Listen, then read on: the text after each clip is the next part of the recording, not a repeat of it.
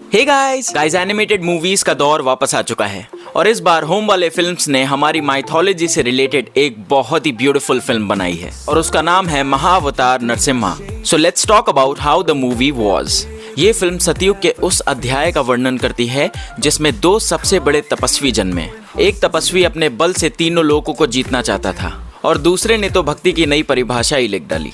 Guys movie start होती है एक ऋषि कश्यप और उनकी पत्नी से जो जंगल के बीचों बीच एक कुटिया में रहते हैं। फिर वी गेट टू नो कि ऋषि कश्यप की जो पत्नी है उनका नाम दिति है और वो राजा दक्ष की पुत्री हैं। राजा दक्ष ने दिति समेत अपनी सारी पुत्रियों का विवाह ऋषि कश्यप से करवा दिया था, पर उनकी पत्नियों में सिर्फ दिति ही ऐसी थी जिनके पास संतान का सुख नहीं था। तो एक शाम ऋषि कश्यप अपनी इवनिंग प्रेयर्स कर रहे होते हैं और दिति उनसे संतान के लिए रिक्वेस्ट करती हैं। तो ऋषि कश्यप उन्हें बहुत ही कामली समझाते हैं कि ये इवनिंग का समय नक्षत्रों के अकॉर्डिंग सही नहीं है, क्योंकि इस समय भूत पिशाच, प्रेत आत्माएं और राक्षस गण अपने प्रभु शिव जी समेत आकाश से गमन कर रहे होते हैं। शास्त्रों के अनुसार इस काल में नर और नारी के बीच होने वाले संभोग के उपरांत किसी इविल स्पिरिट का उस नारी के गर्भ में शेल्टर लेने के हाई चांसेस हैं। तो ऋषि कश्यप अपनी पत्नी से कुछ समय वेट करने के लिए रिक्वेस्ट करते हैं, पर उनकी पत्नी काम वासना में इतना ज्यादा चूर होती हैं कि ऋषि कश्यप की इवनिंग प्रेयर्स भंग करके संभोग करवा ही लेती हैं। एज ए रिजल्ट उनके गर्भ में एक नहीं बल्कि दो इविल स्पिरिट्स आश्रय ले लेती हैं। ऋषि कश्यप अपनी पत्नी को उनके गर्भ में पल रहे उनके दो संतानों का फ्यूचर बताते हैं कि ये भगवान को अपना शत्रु मानेंगे और उनके भक्तों पर हिंसा करेंगे, और अंत में जब सारी सीमाएं पार हो जाएंगी तब भगवान विष्णु इनका वध करेंगे और धरती को मुक्त कराएंगे। दैत्य गुरु शुक्राचार्य को जैसे ही पता चलता है कि दिति के गर्भ में दो असुर पल रहे हैं, वो बहुत खुश होते हैं और वो उन दोनों असुर भाइयों को भगवान और उनके भक्तों के अगेंस्ट लड़ने के लिए ट्रेन करना शुरू कर देते हैं और उन्हें हर वो विद्या, हर वो ज्ञान देते हैं जिससे वो सबसे ताकतवर असुर बन सकें। फिर ये दोनों असुर बड़े होके हिरण्याक्ष और हिरण्यकश्यपु के नाम से जाने गए। अपने गुरु शुक्राचार्य से सारी विद्या ग्रहण करके ये दोनों भाई पूरे पाताल लोक में आतंक मचाने लगते हैं। फिर हिरण्याक्ष भगवान विष्णु को ललकारने के लिए भूलोक को ही छुपा देता है और माँ भूमि को कैप्टिवेट कर लेता है। फिर भगवान विष्णु वराह अवतार लेकर प्रकट होते हैं और माँ भूमि को हिरण्याक्ष की कैद से छुड़ा लेते हैं। फिर विष्णु भगवान हिरण्याक्ष का वध कर देते हैं और पूरे देवलोक में रिलीफ का माहौल हो जाता है। इधर हिरण्यकश्यपु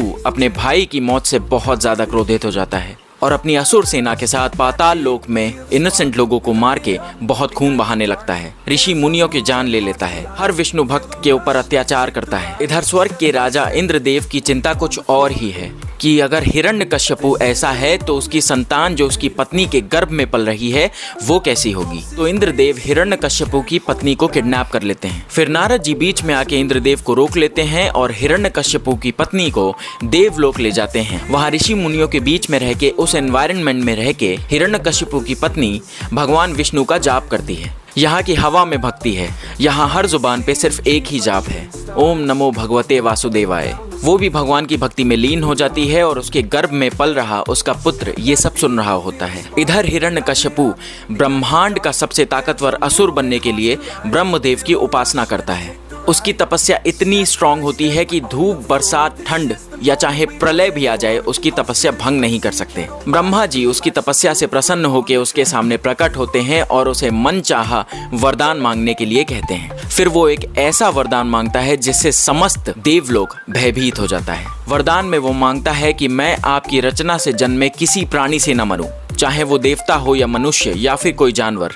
मैं न दिन में मरूं न रात में। मेरी मृत्यु न घर के भीतर हो न बाहर, न अस्त्र से और न शस्त्र से, न सजीव और न ही निर्जीव। भगवान ब्रह्मा जैसा वो कहता है एग्जैक्टली वैसा ही वरदान देते हैं। फिर सबसे पहले वो स्वर्ग लोक पे कब्जा कर लेता है और सभी देवताओं को अपना दास बना लेता है। मन ही मन वो बहुत प्रसन्न रहता है ये सोचते हुए कि मेरा पुत्र मेरी ताकत को दुगनी करेगा और जो साम्राज्य मैंने डर और दहशत पे बनाया है उस पे मेरा बेटा एक दिन राज करेगा। पर उसको ये ज्ञात नहीं था कि उसके पुत्र प्रहलाद के मन मस्तिष्क में विष्णु नाम की धुन लग चुकी है। जैसे ही उसको पता चलता है वो अपने पुत्र से बहुत नफरत करने लगता है। वो बहुत सी कोशिशें करता है, साम दाम दंड भेद सब कुछ अपना लेता है कि उसके पुत्र के मन से विष्णु का नाम हट जाए, पर उन सारी कोशिशों के बावजूद प्रहलाद की भक्ति भगवान विष्णु के लिए बढ़ती जाती है। फिर वो गुस्से और अहंकार में आकर अपने पुत्र को मृत्यु दंड दे देता है। दैत्यों के हाथों टुकड़े करवाना, जंगली हाथियों से कुचलवाना, समुंदर में फेंकवाना, अपनी मुंह बोली बहन होलिका के हाथों अग्नि में जलाना, ये सब करने के बावजूद भक्त प्रहलाद को एक भी खरोंच नहीं आती है। वो इन सारी सिचुएशंस में सिर्फ अपने प्रभु विष्णु का स्मरण करता है, बिना किसी भय, बिना किसी एक्सपेक्टेशंस के। बस मन में सिर्फ एक कामना लिए कि एक दिन उसके भगवान विष्णु उसको अपने दिव्य दर्शन देंगे। अंत में हिरण्यकश्यपु स्वयं ही अपने बेटे पर हमला करके विष्णु को आने के लिए ललकारता है। तब प्रकट होते हैं भगवान विष्णु के नरसिंह अवतार और उसके महल में रक्त की नदियां बहा देते हैं। और प्रहलाद पे हुए उन अत्याचारों से भगवान इतने ज्यादा क्रोधित होते हैं कि जो भी असुर उनके सामने आता है वो मौत के घाट उतर जाता है। और जो वरदान हिरण्यकश्यपु ने भगवान ब्रह्मा से मांगे थे वो सब फुलफिल करते हुए नरसिंह भगवान उसका वध कर देते हैं। जैसे कि भगवान ने उसको घर के भीतर या बाहर नहीं, घर की चौखट पे मारा। उस टाइम ना दिन था ना रात, दिन ढल रहा था और रात आ रही थी। ना अस्त्र से ना शस्त्र से वो उसको अपने नाखूनों से मारते हैं, ना धरती ना आकाश वो उसे अपनी जांग पे बिठा के मारते हैं। एंड मोस्ट इम्पोर्टेंटली वो ना मनुष्य है ना जानवर, वो आधे नर और आधे सिंह हैं। उसका वध करते ही भगवान प्रहलाद को अपना सबसे बड़ा भक्त कहकर संबोधित करते हैं। गाइज एक बात बोलूंगा, पहली बात तो ये मूवी सबको देखनी चाहिए, स्पेशली बच्चों को। लाइफ इतनी तेज और वोलेटाइल होती जा रही है कि 10 मिनट की एकाग्रता का भी पेशेंस नहीं है लोगों में। जस्ट इमेजिन, प्रहलाद तो 24 घंटे भगवान विष्णु का स्मरण करते थे। गाइज इस मूवी से हमें बहुत कुछ सीखने को मिलता है, जैसे कि सत्य और न्याय ही धर्म के मार्ग हैं जिन पे चलना बहुत डिफिकल्ट है। सेकेंडली, जो आपका मार्गदर्शन कर रहा है, जो आपका टीचर है, जो आपका गाइड है, उसके इंटेंशंस प्योर और ऑनेस्ट होना बहुत ज्यादा इंपॉर्टेंट है।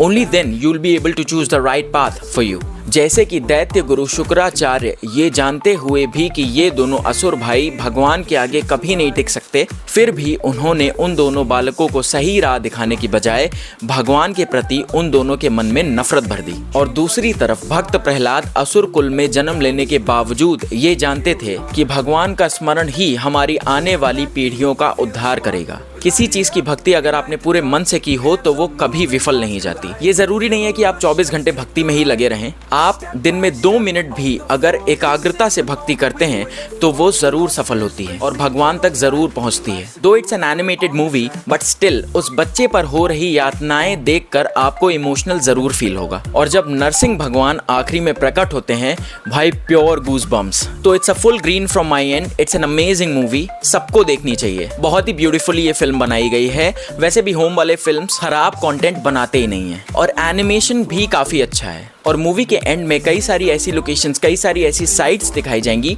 जहां पर नरसिम्हा भगवान के टेम्पल हैं और उनके होने के ग्लिम्सेस हैं।